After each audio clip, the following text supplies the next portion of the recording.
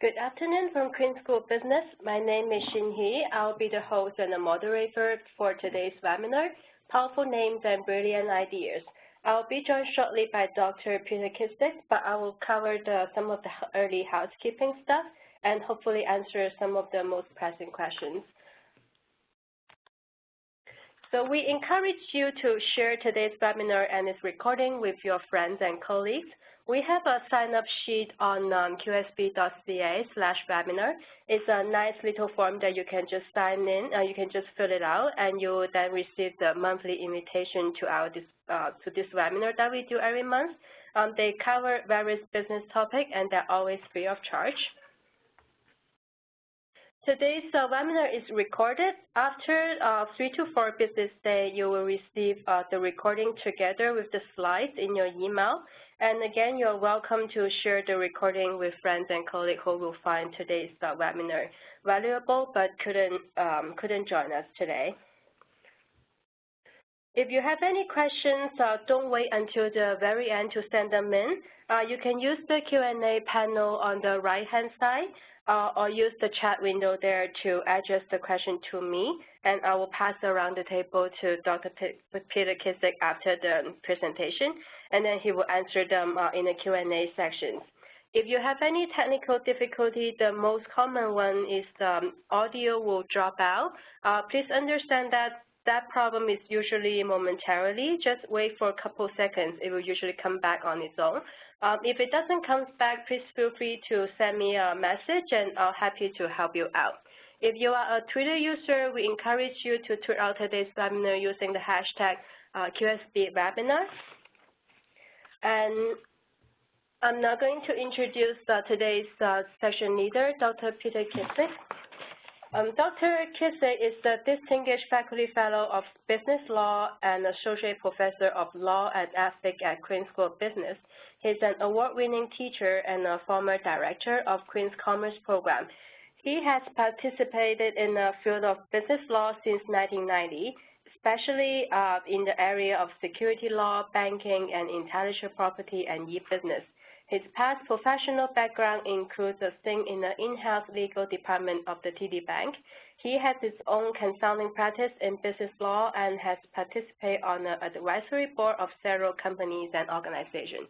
Without further ado, I now pass the microphone to Dr. Peter Kissick, and hope you enjoy today's session. Thank you very much, Xin.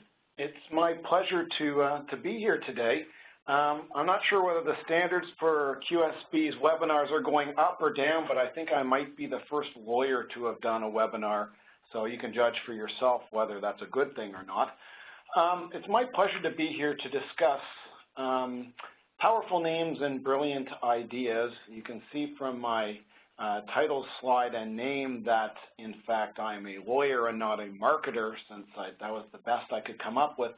I will be talking to you about a couple of areas of intellectual property, and in fact, the second one, something that's not quite intellectual property today, things that have arisen from my teaching and from my practice that I find quite interesting.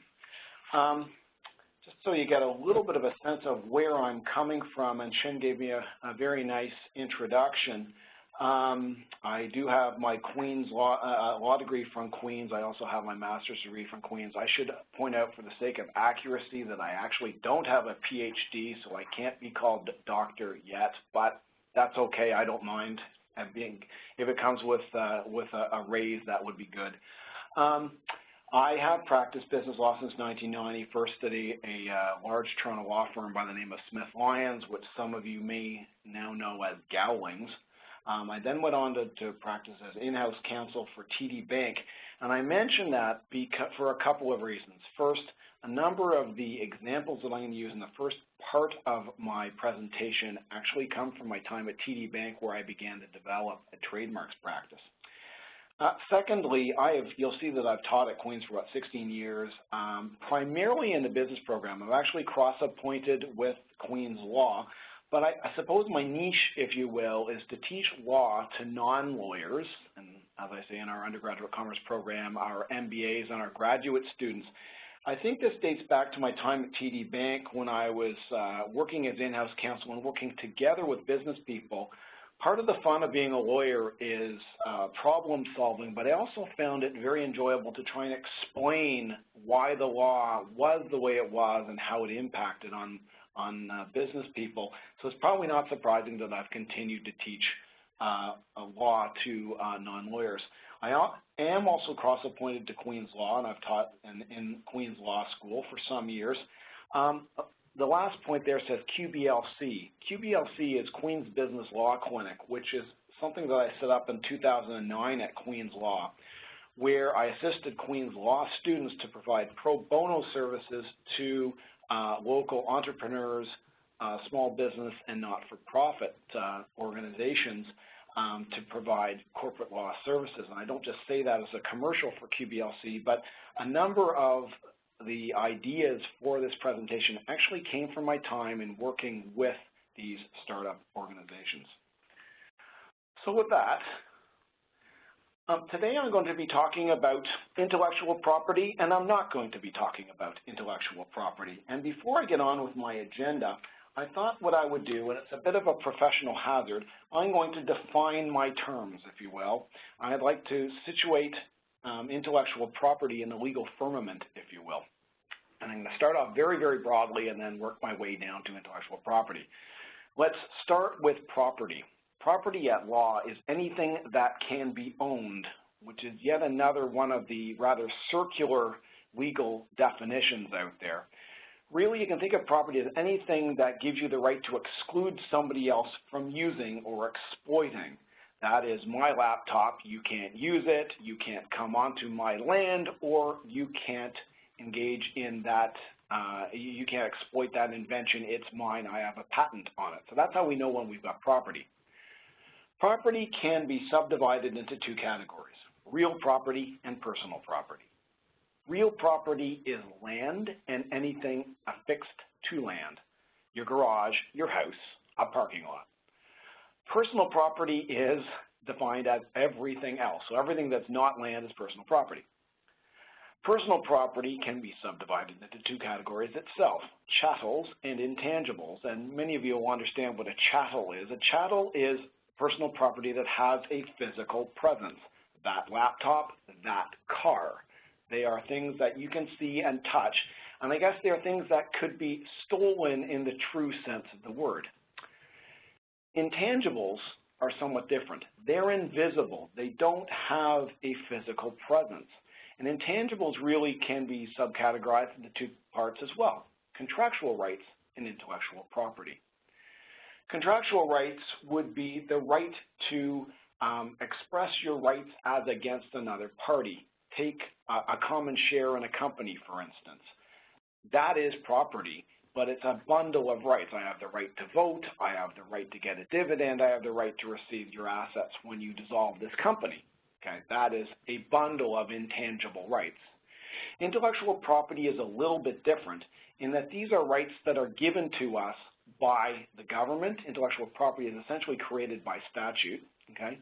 And IP can sort of be defined as the legal or property rights in ideas. So intellectual property is property, and these have been given to us according to a statute.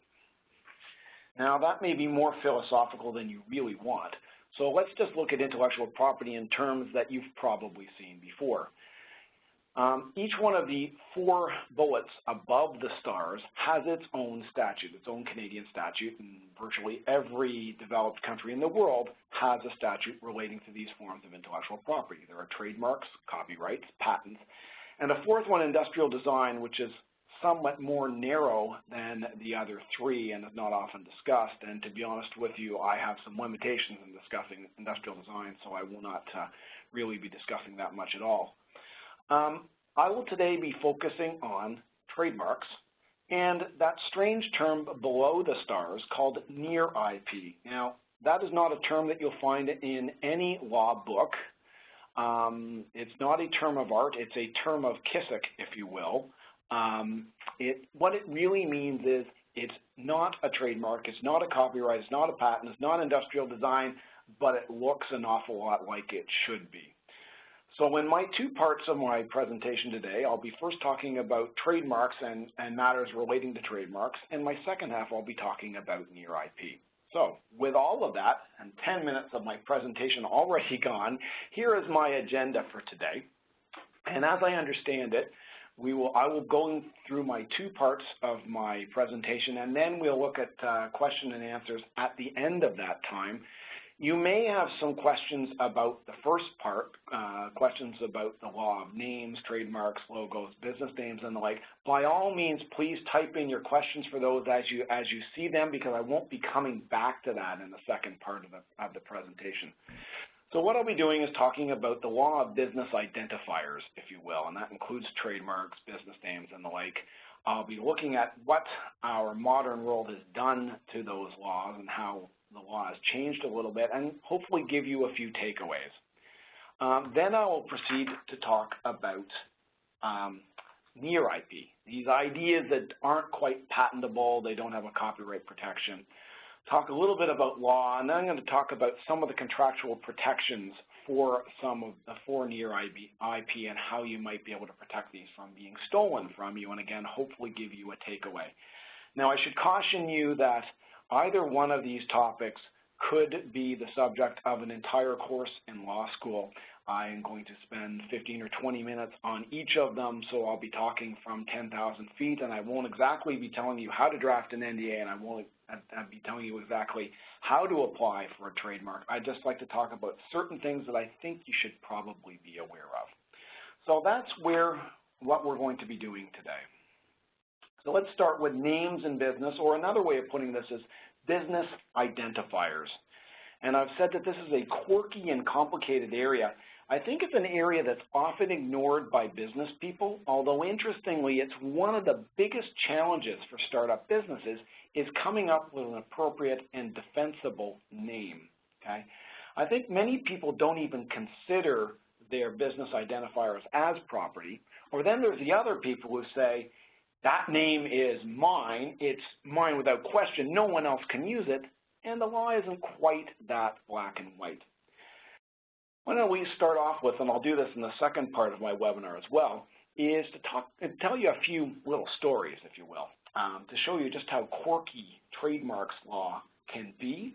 2 of them I know from my own practice, if you will, and the last one is a famous Canadian case.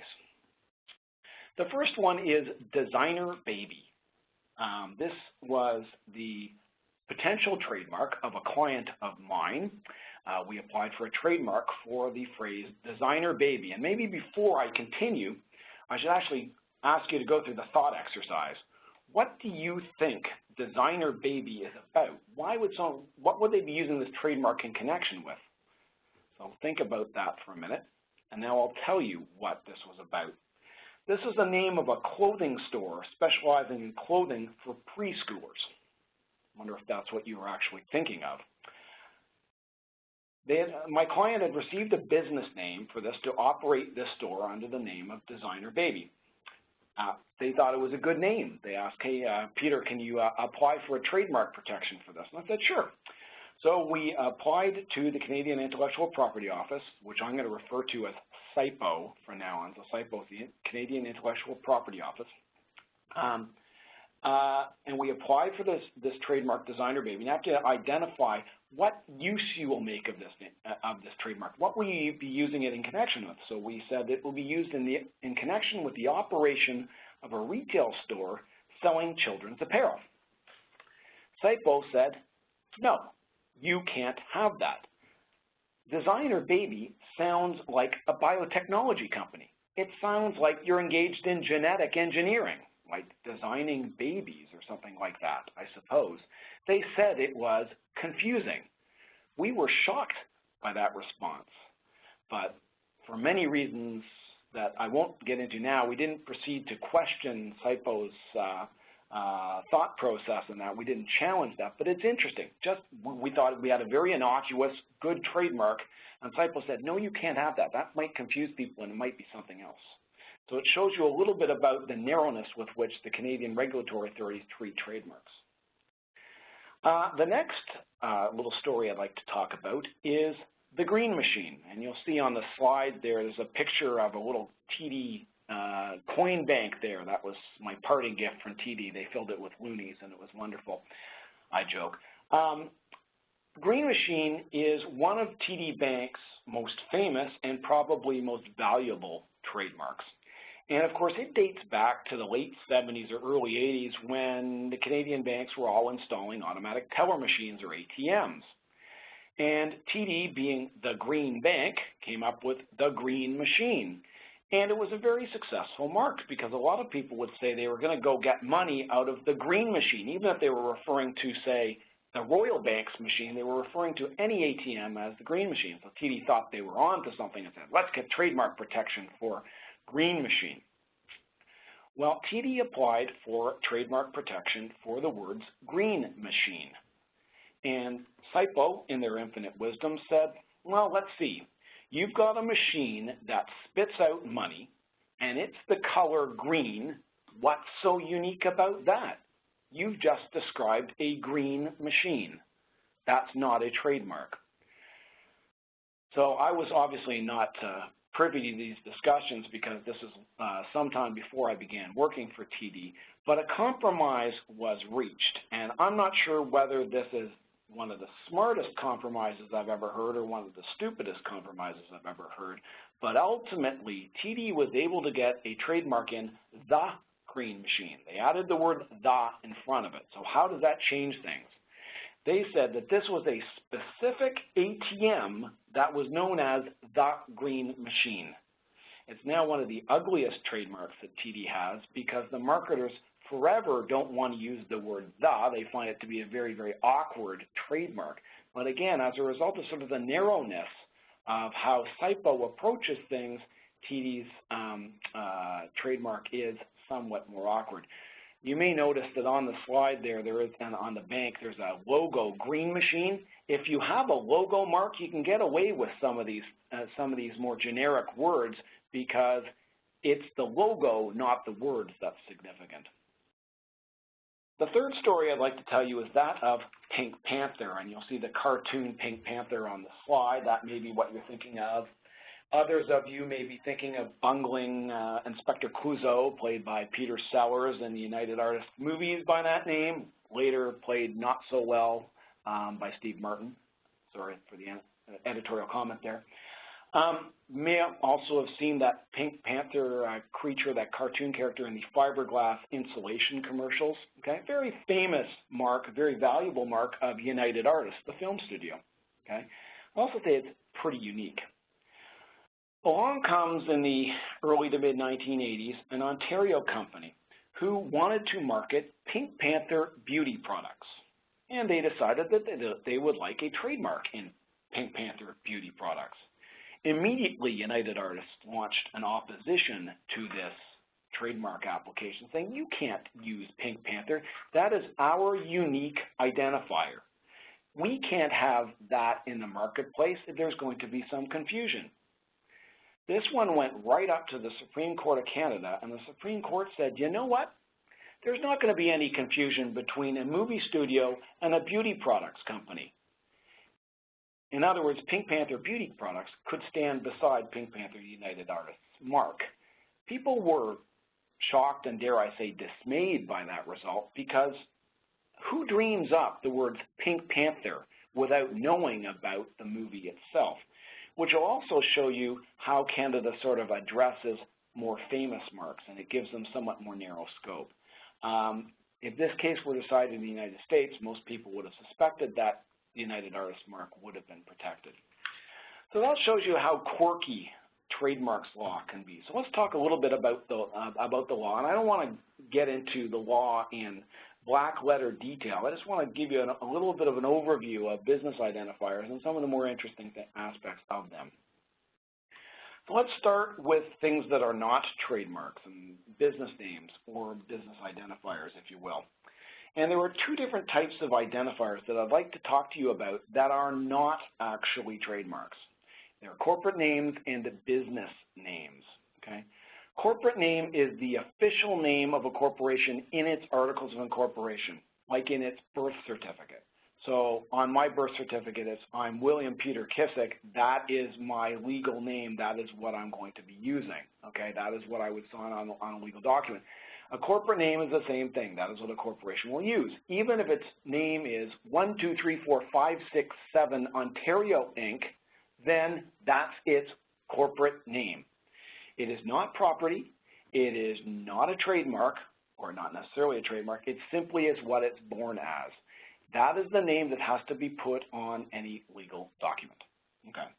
By the way, for startups, it is one of the most challenging things to find is an appropriate corporate name. A lot of people like to use their corporate name to have some form of marketing cachet.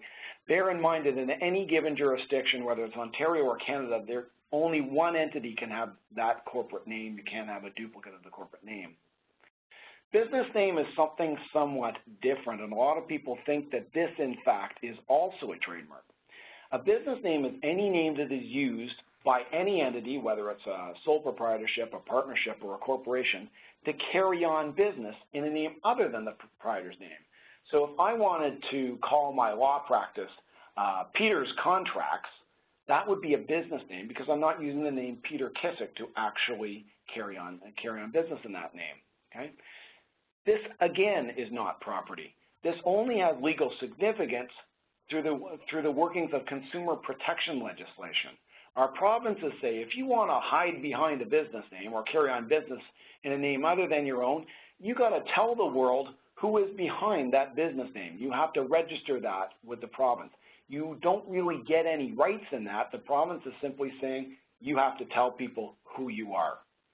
So corporate names and business names, while important in this world and identify us, are not necessarily trademarks and they're not necessarily property.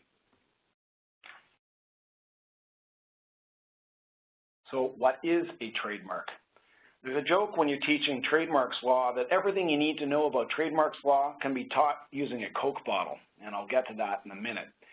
The traditional definition of trademarks, again using the Canadian statute because this is statutory law, the government creates the law that says you may have these monopoly rights and these ideas.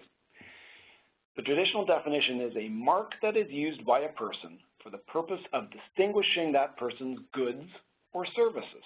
Now, the Canadian government has attempted to modernize a lot of its intellectual property law and has attempted to modernize its Trademarks Act by amending that definition to define a trademark now as a sign or combination of signs used by a person for the purpose of distinguishing goods or services. And that opens up some broader avenues for what could be a trademark. Okay? So what can be a trademark? Well, traditionally, words could be a trademark. So if you look at our Coke bottle here, the words Coca-Cola or Coke are trademarks, and probably the most valuable trademarks that Coke has. Word marks are the most powerful and valuable of all marks. Many people think that logos are the most valuable. Only in exceptional circumstances are logos, in fact, more valuable because a word mark can be used in many different contexts. Secondly, logos or designs can be trademarks. So the scripted Coca-Cola on the Coke bottle is a trademark.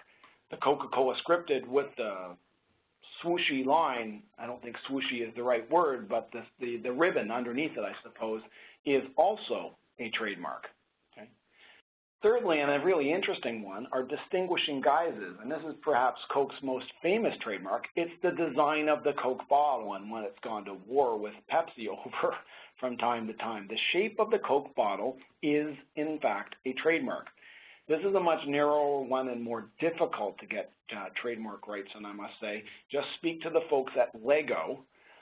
Lego, you may recall if you have kids or you remember back to your own days, Lego are the little building blocks with the small bumps. They sued Mega Bloks, which was a similar sort of contraption, only was made for 2- or 3-year-olds and has much bigger bumps. They said, you can't have a design like that. That infringes on our trademark. And the court said, no, that's just merely how it's built, and how it's built cannot be a trademark. Coke is the best example of a distinguishing guise. Lastly, given the amendment to the law, sounds could be a trademark, and we've seen some successful applications for trademarks, certainly south of the border, but now additionally in Canada as well. Perhaps the best example of a sound that became a trademark was the Intel chimes. Now, I'm not about to sing the chimes to you, but I think you can all picture the 3 notes that you hear for Intel, that is an example of a sound trademark. At the end of my little section, another 10 minutes or so, I will talk a bit about some extensions, maybe smells, maybe colors, and maybe tastes, and whether they could be trademarks as well. So how do you know if you got a trademark? How do you know if you want to get property rights and have more more extensive trademark rights? Well, boiled down, trademarks law amounts to this. Your identifier, I'm going to use the word identifier because I think that captures sounds, logos, words, distinguishing guises, must be distinctive. So those words can't have been used by anybody else. That logo can't have been used by anybody else, number one. But there's also a distinction sectorally and geographically. What do I mean by that? Let's say that my name is Tom Donaldson, and I want to operate a sporting goods store, and I think my initials are TD, and that's TD like a touchdown. So I set up a sporting goods store called TD Sports right across the street from a TD Bank branch. I will be entitled to have that trademark, TD Sports, because no one's going to think that TD Bank is selling footballs any more than anyone's going to think that I am going to be selling mortgages. So you only have to be distinct sectorally. Geographically as well. What if there was a TD Sports in Toronto that I opened and there was a TD Sports in Edmonton? Could they coexist? Absolutely. Who's going to be confused? Who's going to think there's actually a relationship between these two? So that's what we mean by distinctiveness. Distinctiveness in kind, but also distinctiveness within a sectoral and geographic range. Your trademark has to be describable, meaning you've got to be able to put it in words in an application. It's got to be replicable, meaning it has to be something that you could repeat on and treat as if it was property. That's usually the argument against color being a trademark, or even smells or tastes being a trademark, because they're not really describable, they're somewhat subjective. Finally, your trademark has to be used in commerce, meaning it has to be used to sell stuff. That does not mean it has to be sold, stuff must be sold for profit, because not-for-profits can get trademarks as well. In fact, I've successfully applied for trademarks for the local chapter of the United Way because they were selling things in association with this mark to raise money. You'll see on the slide, by the way, anyone who's from Kingston or who's been to Kingston, a number of alum here might remember this. Chez Piggy is one of our iconic restaurants in Kingston. You see that sign displays all of the elements of a trademark. The words Chez Piggy are very unique, as well as the sign. It's got you can't really see it, but it's got like a fork and a knife between the Chez and the Piggy, and there's a pig. That would be a trademark logo, or the words would be a word mark as well. So that would make a good trademark. Interestingly, they've never applied for trademark protection. I don't know why, but they have not. Okay, so that's what trademarks can be. What can trademarks not be? Or put another way, you will not get trademark protection if your trademark runs afoul of these things, or worse, if your trademark runs afoul of one of these things, you may be sued for trademark infringement, okay? The big one is your trademark cannot be, and these words are crucial to trademark law, confusingly similar to another mark. I've given you a very obvious example of something that's confusingly similar where Pepsi would have ripped off Coke's logo. That's a really easy one. Usually confusingly similar is much more difficult to prove. Your trademark cannot be merely descriptive. You can't get a trademark in red apples. That was the complaint of SIPO with Green Machine. You're simply describing a machine that is green. Once upon a time, when I was at TD, the marketing folks came to me and said, we'd like a trademark for TD telephone banking. And I said, why? I said, because it's a new product we're offering. And I said to them, well, you're not going to be able to say, prohibit CIBC from having a trademark CIBC telephone banking, for instance. You could not have a monopoly over the words telephone and banking. It's something that banks do. So it can't be merely descriptive. And finally, there are a number of rules in the legislation that prohibit certain types of trademarks. I won't get into those. If you're in a situation where you're searching for trademarks, you may want to check that with your counsel. So what happens when intellectual property hits the 21st century? It goes under and undergoes stress. We've seen that certainly in copyright law, but trademarks are no different. Now people say, I've got a name of a web page or website, I've got this really cool hashtag, is that a trademark? And the answer is no, they are not automatically trademarks. They could be, but they're not necessarily.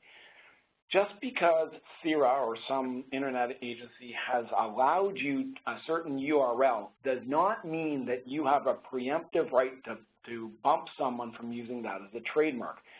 National trademark rights are more significant than or preemptive over URLs, and I think you need to understand that. Now, if nobody has that trademark, you can apply to register your URL as a trademark. Hashtags are a really interesting one. I never thought that anyone would really want to trademark a hashtag, given that they tend to be impermanent in the first place. But I note that Coke has actually applied in the U.S. to trademark a couple of their more popular hashtags. Again, they don't automatically amount to a trademark unless you actually take another step. Some make an argument that a hashtag could have copyright protection around it because it's a creative work. I'm not sure whether that's the case or not, but it's an interesting argument. Another really interesting one, and I'll just mention it very briefly because it's a little bit quirky, another way that trademarks come to play in the electronic age, and I know that there are IT professionals out there, so they'll probably correct me and I'm going to misinterpret this. But meta tags, as I understand them, are sort of invisible identifiers in coding on a web page that are picked up in search engines.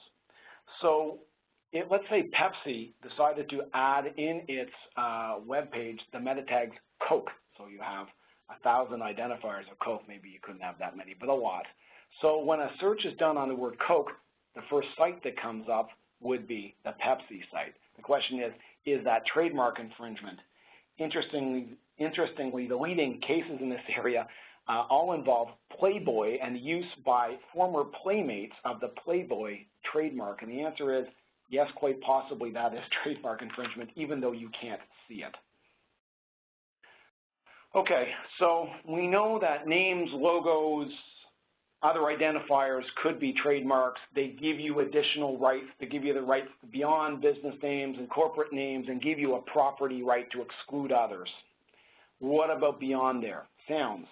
Yes, I believe it's fair to say that sounds are trademarkable in Canada. We've seen a successful application from MGM, another film studio, who was able to get trademark in the lion's roar. I know if you've ever seen the vanity card from MGM and there's a lion that roars, that specific sound, they were able to gain a successful trademark application for that sound. The courts have cautioned that the sounds are going to have to be short. They're truly going to have to be identifiers. So if you were an artist that had a signature song, you're not going to get a trademark in the entire song. What about tastes and smells? I gave you some stories at the beginning about the relative conservativeness, or I guess that's the right word, of SIPO. I think it's probably fair to say that it's much more difficult to get a trademark in a taste or a smell in this country. I believe that folks have been somewhat successful in the United States. If you have a unique taste or smell, you may want to try and copyright a recipe, and if it's a unique smell, a unique combination, it's possible there might be a patent there. What about colors? You could not have trademark registration in a color. It would just be way too broad. But I just want to use this as a way of highlighting something else about trademarks, and this is what's unique about trademarks that goes beyond copyright and patents. There are other ways to protect your goodwill, because that's really what trademarks are about, your goodwill. What if what if the Royal Bank decided that it wanted to cut into TD Bank's clientele, and it changed its color to the exact same green as TD? Could it do that? Well, TD would have no trademark registration in the color green, but it would argue that the Royal Bank is trying to pass itself off or confuse people to suggest that it's TD. And there is a tort action that you could launch where somebody tries to intentionally steal your goodwill and make themselves look like you, okay? So colors are not trademarkable per se, but you can defend your color, I think is probably the best way of putting it. Moral on trademarks, and I see I'm using up more time than I thought I would. Takeaway on trademarks is this: very useful, quite easy to protect, fairly easy to defend. The application process is relatively inexpensive and relatively straightforward. I would suggest strongly, however, that you do go to council if you'd like to apply to have your trademark registered. The filing fees are about $500. A fairly straightforward trademark application should run you in the realm of $1,000 to $2,000 in legal fees, depending on what hurdles might cross your path. Bear in mind, however, that SIPO tends to restrict or limit the protections in words and logos, and they are loath to actually extend to things like taste or smells. So maybe that actually enhances the rights of, enhances the ability of the property rights and trademarks because SIPO has been so finicky. Okay, so that's the end of my first portion on trademarks and business identifiers. I hope those who are tuning in for that part were able to get something out of that, and I see that there's a bit of a lineup of questions to come, so I'll get to those in about 15 minutes or so. Part 2 of my presentation, brilliant ideas and near IP, this rather strange notion of something that isn't quite IP. The only connection with the first part of the presentation and this presentation is I want to talk about business differentiators, if you will. A logo, business identifier is a differentiator. Now I'm talking about an idea or a business plan that could be a differentiator, could be the basis for your business, but it doesn't have any traditional intellectual property protection. What do you do? Let's go back to IP law again and look at our traditional types of intellectual property. We've got trademarks that we've discussed at some length. I think you all understand a little bit more about what those are. They're business identifiers. We have patents. Patents are by far the most valuable form of intellectual property and clearly the most narrow form of intellectual property. Patent law is there to protect any new and useful inventions, and that's the key word there. That would be any new art, machine, process, or manufacturer. I'm taking those words straight from the Patent Act itself. And if you are able to prove that this is a new art, machine, process, or manufacturer that would have a use to mankind, has never before been discovered, you give yourself, or the government will give you, a 20-year monopoly to exploit that invention from the time you file your patent.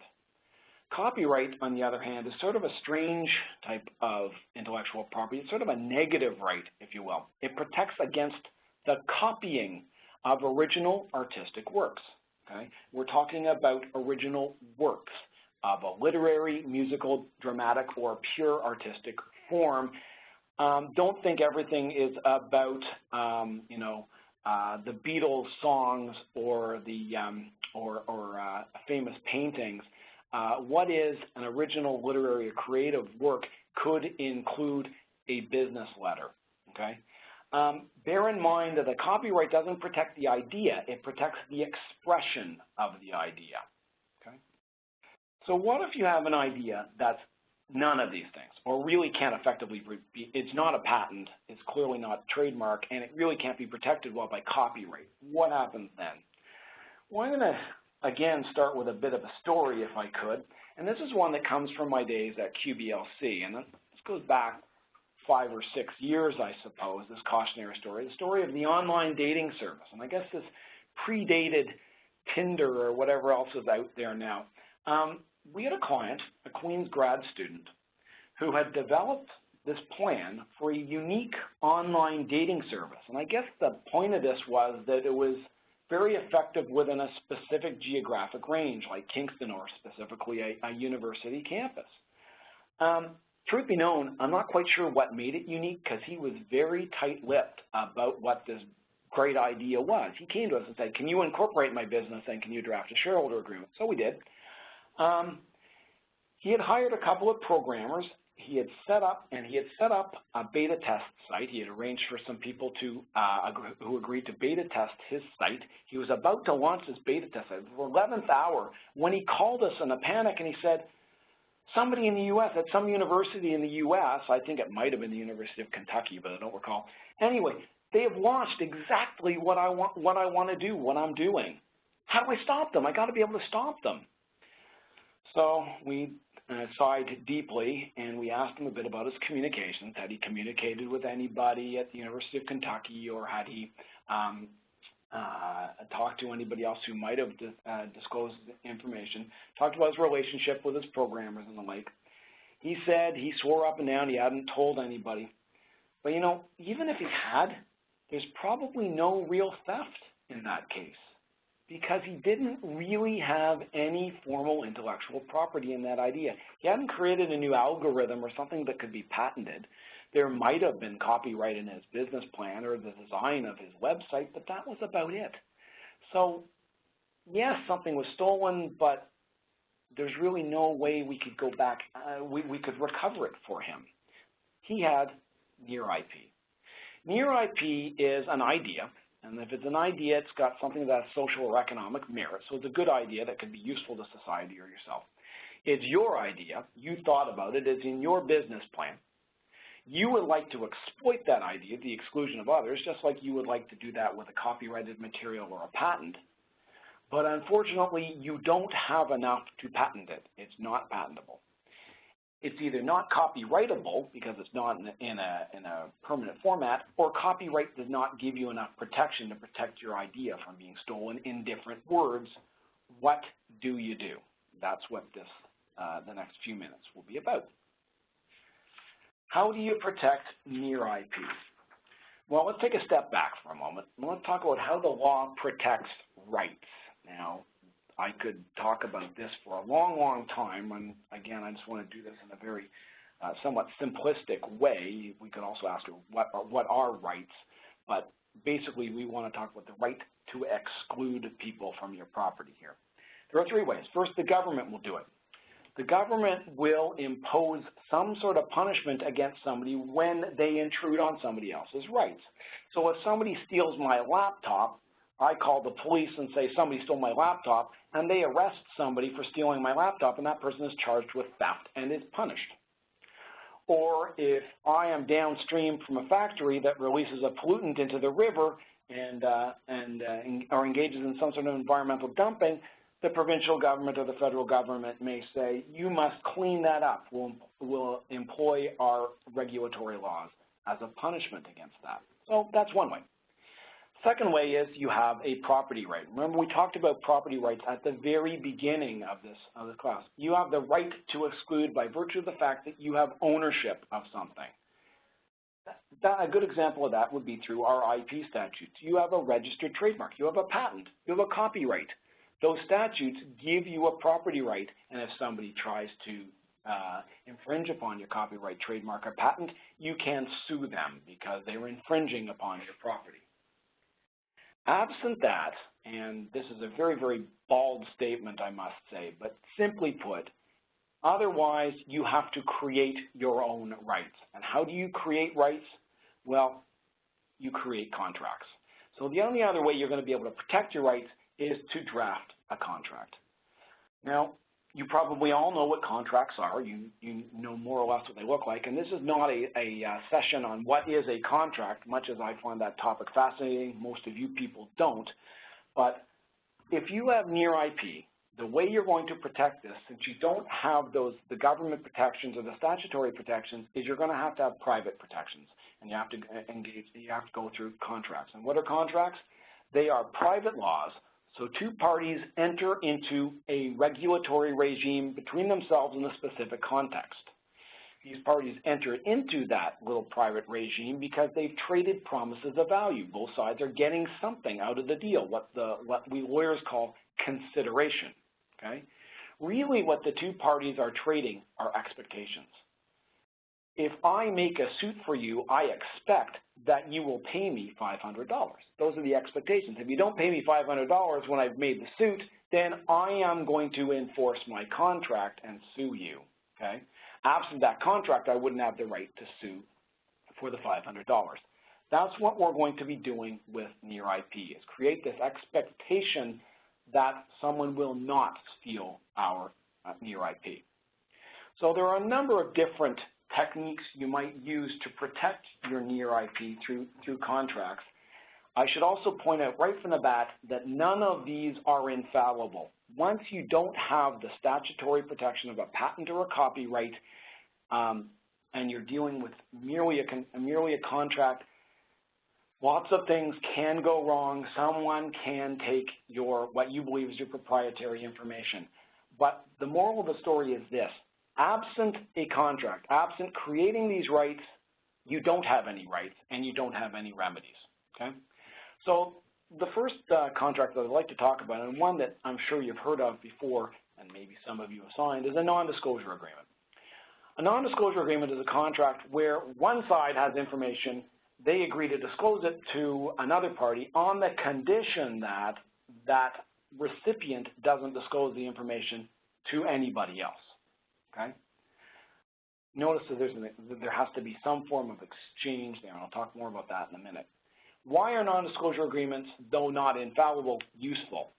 First, they define proprietary information. Remember, you don't have property. You're trying to create a contractual proxy for property. If it was property, you could exclude somebody. It's not property, so you want to make this contract, draft this contract in such a way that you're effectively drawing a fence around these ideas and saying they're yours. Secondly, as I've just mentioned, without the non-disclosure agreement, in many cases, you don't have any rights over that information.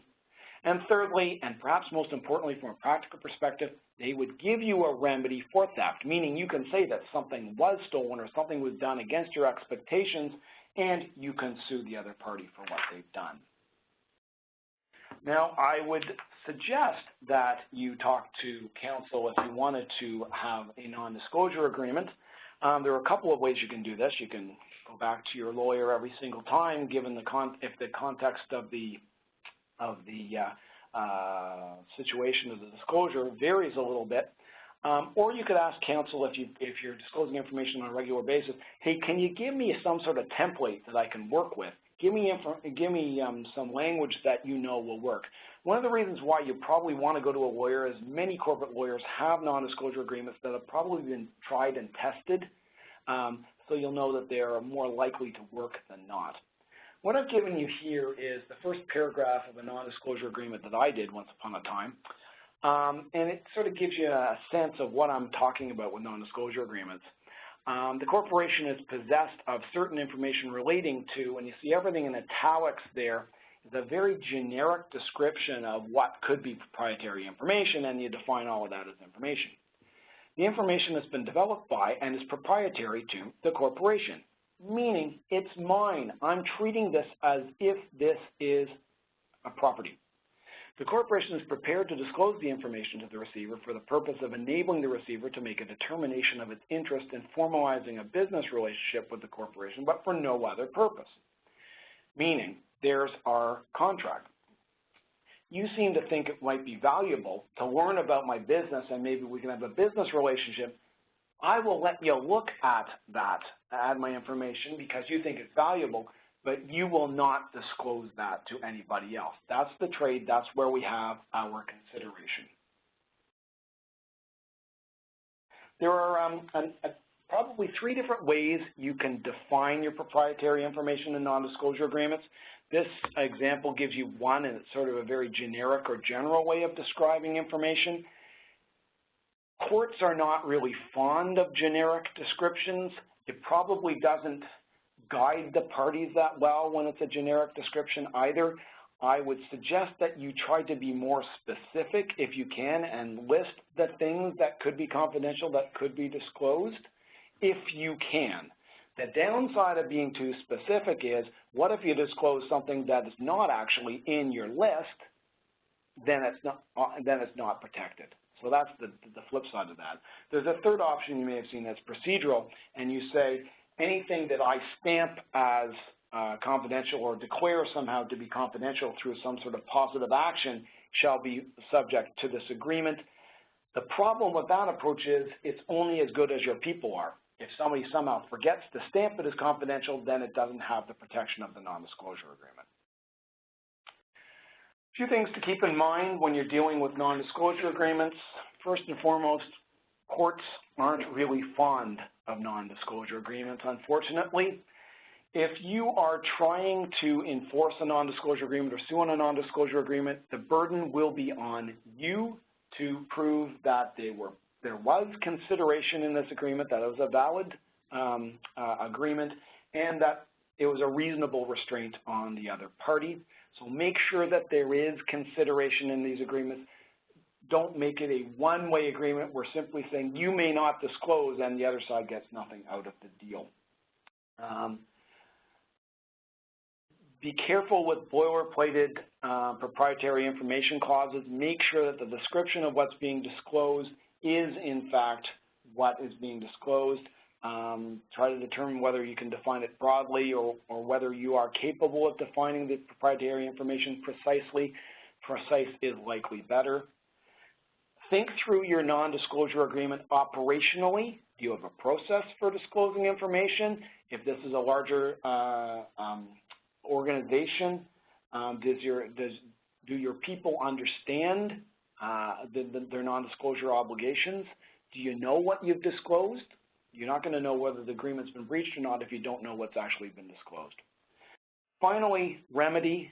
Generally speaking, when people breach contracts, people want to sue them, and when they sue them, they usually sue for damages, which is money. So I've been injured because you disclosed my information, so let me sue you for money. One of the things you'll often see in NDAs are injunction clauses that give the disclosing party the right to sue for an injunction, which is a court order stopping someone from disclosing information, okay? Very, very effective preemptive technique. Some suggest that if your ideas are stolen, the most likely culprit will be your own employee.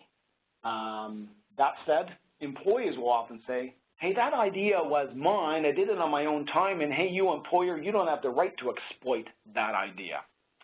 So what's right? It seems odd that in 2015, the law here is the law, master and servant, but there it is.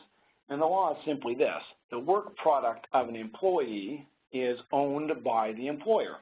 So work product might be intellectual property, it might be near IP. If it's intellectual property, let's say it has copyright in it, it's automatically assigned to the employer.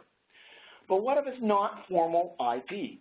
What if this is information, what if this is some idea that was created on the employee's own time, maybe using some of the knowledge they gained during their employment? What if this was an obligation of a supplier or contractor who, after they worked with you, created a derivative work? Would that be caught? Would that be the employer, the former contracting parties? That is a real question. Those of you who are employees out there may want to look and look at your employment contract and say, well, how is work product defined? Employees are going to want it to be defined as narrowly as possible, while employers typically will want to draft it as broadly as possible. Last thing I'd like to discuss before we break for questions are another contracting technique that can impact on the ownership and exploitation of ideas, and that's the notion of restrictive covenants. A restrictive covenant is any clause in a contract that prevents a party from taking any future action, such as competing with another party or entering into further contracts. In our context here, what we'll probably worry about is somebody taking or exploiting somebody else's proprietary business ideas, okay? There are three types of restricted covenants, very broadly, three categories: non-disclosure agreements that we just discussed, non-solicitation clauses, which are somewhat narrower, which would say that after you leave my employ, you may not solicit my customers, you may not solicit my employees so as to gain a competitive advantage.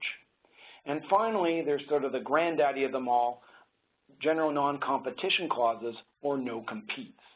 A no-compete says, simply put, for a period of time in a certain geographic area, you may not compete with me directly or indirectly, and that, of course, would include taking somebody's proprietary information.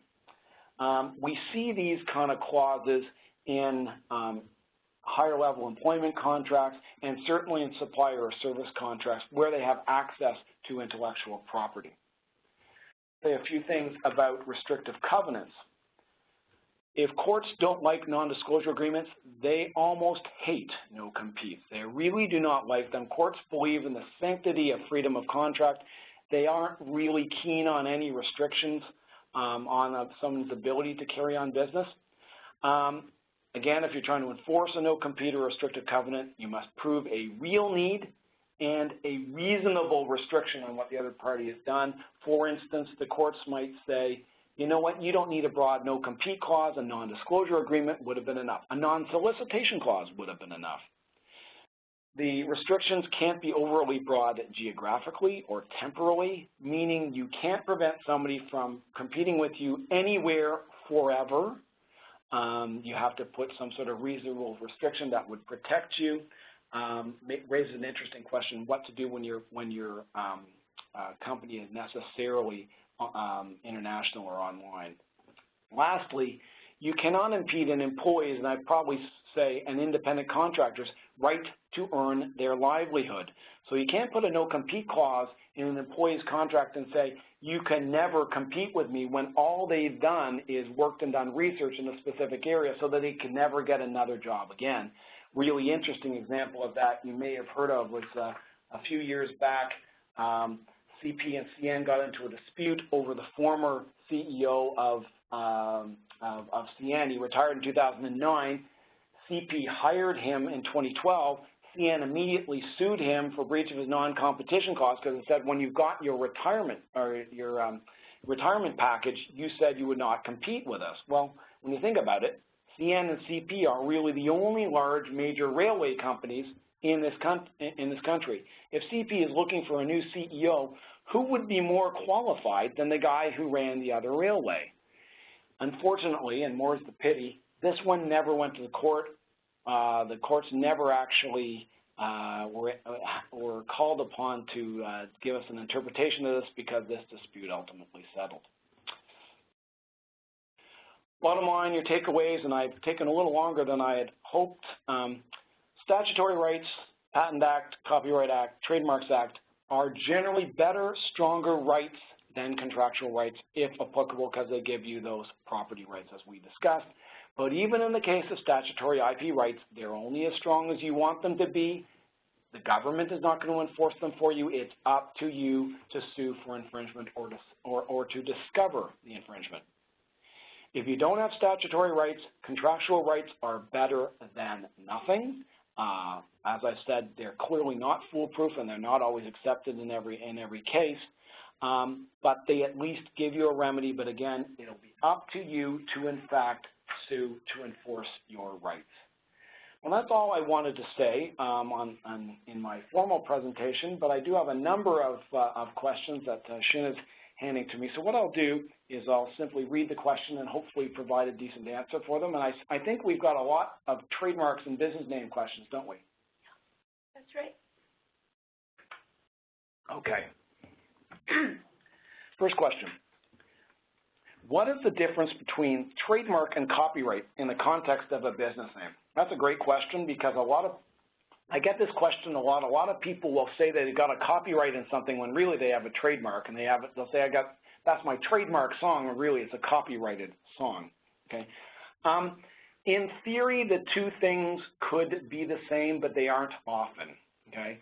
So a hashtag, for instance, could be copyrighted because it's in theory it's a creative literary work.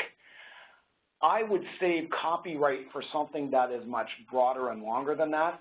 I'm not sure I would waste time calling a hashtag copyrighted because copyright is weaker protection. If I were to get a registered trademark in a hashtag, much more easy to defend. Okay? So I think that's the distinction between the two. is it okay to register the same name in different industries? For example, is it okay for a recycling company to register the name The Green Machine? Good question. Yes, possibly. That kind of goes back to our the Pink Panther case that I talked about. If you could have Pink Panther beauty products and Pink Panther as a registered trademark of a movie company, I'm pretty sure you could have The Green Machine as a registered trademark for recycling that is something entirely different from TD Bank. If you do that, however, don't be surprised if you don't get a letter from counsel for TD Bank saying, hey, you're trying to pass off my very unique trademark. But the short answer is yes, it is possible on the strength of the Pink Panther case.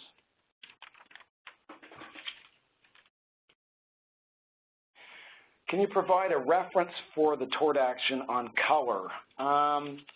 Not exactly sure if you mean, do I have a specific case in mind? I don't have a specific case in mind, but what I mean by passing off, it's the tort action, the law of tort is as another way of enforcing your personal rights, I suppose is the easiest way of putting it. This tort action is called passing off, and somebody is trying to pass themselves off to be like you. So they're using something that identifies you, and they're almost putting themselves on your shoulders. That's trying to say, hey, look, I'm affiliated with TD Bank, or I'm trying to confuse you to say I'm like TD Bank, okay? So even though color couldn't be trademarked and registered as a trademark, as we said, if we think of the Canadian banking industry and we think of the Schedule I banks, if I were to tell you a color, all of you would know the bank I'm talking about. Green is TD, bright red is Scotiabank. That's part of its goodwill, okay? If they change the colors knowing that they were invading another bank's color, then the victimized bank, that's a contradiction there, the victimized bank would actually sue them and say, hey, you are taking part of our goodwill and you're making money off of that. And that's why they'd sue in the tort of passing off. Okay? So passing off is where you don't quite have enough for a registered trademark, but broadly speaking, it's your look and feel that somebody is trying to take advantage of. Are there any implications if one uses the trademark suffix, the TM suffix, after the name of a service or product without registering it with the authorities? That is a great question. I almost I was going to say something about this because a lot of business people ask me about this. Sometimes you will see after a famous logo, if you look at a Coke bottle, for instance, you will see a circled R or a little superscript TM. Actually, there is no law in Canada about the circled R and the TM. It's more practice than anything else. There is law about that in the United States. The little TM means that you are declaring this to be a trademark of some sort, not necessarily a registered trademark. So if you apply to have the trademark registered, I might be inclined to put a TM after that because you are saying that this is property worth a trademark registration. You might also be claiming that it has common law rights, those passing off rights that I was talking about. You might say that's trademark. So TM means I'm declaring this to be a trademark. It's not necessarily a registered trademark. Once your trademark application has been accepted by CIPO or the American Patent Office, then you will often put a circled R after it, and as a footnote at the bottom it'll say the circled R, registered trademark of, and the name of the corporation. That truly shows ownership. Can you register the same business name as others with different corporate names if you want to run a small business?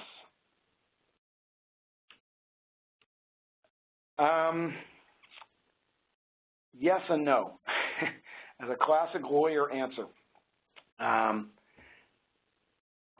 Actually, you know what? Okay, I'm sorry. can you register the same business name as others with different corporate names if you want to run a small business? That could be interpreted in a couple of different ways. I'm going to answer this 2 different ways, and hopefully one of these will be right. Business names are registered province by province, okay? What if there is somebody else out there in a completely different field as you, and you both want to run businesses with the same business name? Could you do that? And the short answer is yes, the Ontario government is likely to allow you to do that. So that's one way of answering that question. The other one might be answering this, what if you've got a corporate name and you want to have more than one business name? Can you do that? And absolutely you can. One of the things that I do know, there's a local, not car dealership, but an owner of car dealers in Kingston, and I know that it's a numbered company and it owns more than one dealership. So that numbered company owns 2 different business names, and it has registered those. I'm hoping that answered the question. That's good. Okay. And are there any others? Apparently, that's all the questions that we have today. Thank you very much. Those were good questions. I hope you were able to get something out of that. And again, I think this link will be sent off to you. So yes, the recording will be sent in 4 to 5 business days. Again, you are welcome to share it with your friends and colleagues who couldn't be here with us today. And again, I thank you very much for joining us. And thank you, Professor Kissick, for a great webinar. And I hope you have a great rest of your day. Thanks.